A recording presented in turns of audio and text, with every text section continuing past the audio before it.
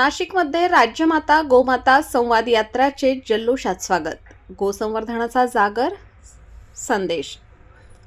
नाशिक शहरात राज्यमाता गोमाता संवाद यात्राचे उत्साहपूर्ण वातावरणात स्वागत करण्यात आले. पशुसंवर्धन विभाग आणि महाराष्ट्र गोसेवा आयोग यांच्या संयुक्त विद्यमाने आयोजित यात्रेनिमित्त शहरातील गुरुदक्षिणा सभागृहात भव्य संवाद कार्यक्रम पार पडला. गोसंवर्धन, गोशाळांचे बळकटीकरण आणि देशी गायींच्या संवर्धनासाठी जनजागृती करण्याच्या उद्देशाने आयोजित या कार्यक्रमाला जिल्हाभरातील गोशाळा संचालक, विश्वस्त, ट्रस्टी, गोभक्त आणि नागरिकांनी मोठ्या संख्येने उपस्थिती लावली.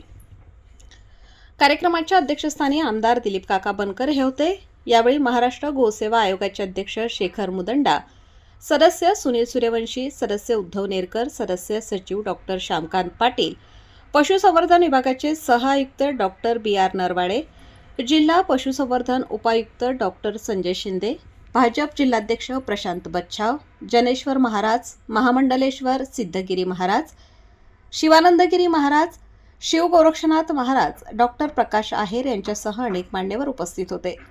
कार्यक्रमात विविध गोशाळांचे संचालक आणि गोसेवकांचा मान्यवरांच्या हस्ते सन्मान करण्यात आला. अध्यक्ष भाषणात आमदार दिलीप बनकर यांनी गोशाळांसमोरील समस्या सोडवण्यासाठी राज्य शासन कटिबद्ध असून आवश्यक त्या उपाययोजना राबवल्या जातील अशी ग्वाही दिली.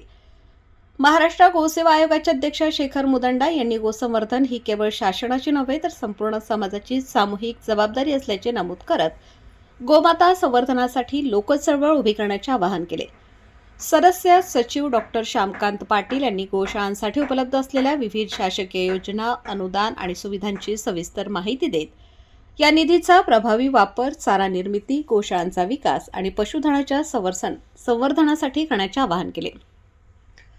पशुसंवर्धन विभागाचे सह-आयुक्त डॉक्टर बी.आर. नरवाडे यांनी पशुधन हे ग्रामीण अर्थव्यवस्थेचा कणा असल्याचे सांगत आधुनिक तंत्रज्ञानाच्या माध्यमातून देशी गायींचे संवर्धन करण्यासाठी शासन विविध उपक्रम राबवत असल्याची माहिती दिली. कार्यक्रमाचे सूत्रसंचालन डॉक्टर मिलिंद भणगे यांनी केले. कार्यक्रमाच्या यशस्वी आयोजनासाठी महाराष्ट्र गोसेवा आयोग व गोसेवा महासंघाचे समन्वयक रमेश मानकर, पुरुषोत्तम निकम आणि सोमनाथ गायके यांनी विशेष परिश्रम घेतले.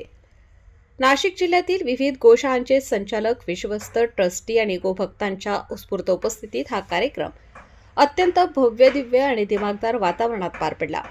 नाशिकमधील टप्पा पूर्ण केल्यानंतर राज्यमाता गोमाता संवाद यात्रा पुढील प्रवासासाठी रवाना झाली असून या यात्रेचा समारोप नागपूर येथे होणार आहे.